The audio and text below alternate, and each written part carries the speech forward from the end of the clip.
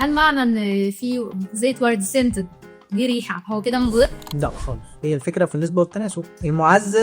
المعزز برائحه ده متضاف عليه سنت صناعي، احنا ما نقدرش ننكر ده.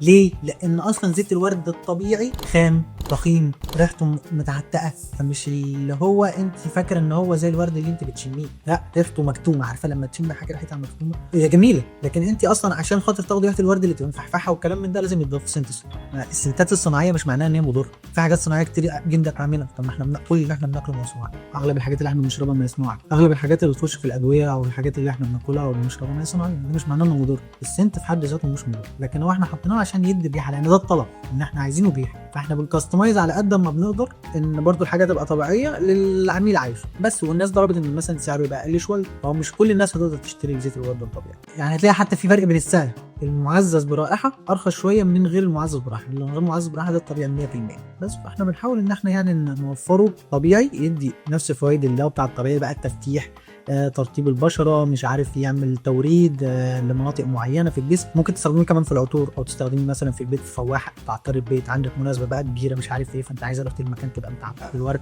مش كميه بقى يعني، اللي هي نقط بسيطه ممكن تقلب لك المكان. الياسمين على النقيض، مفيش بقى حاجه اسمها معزز براحه وغير معزز براحه، الياسمين زي ما هو ياسمين.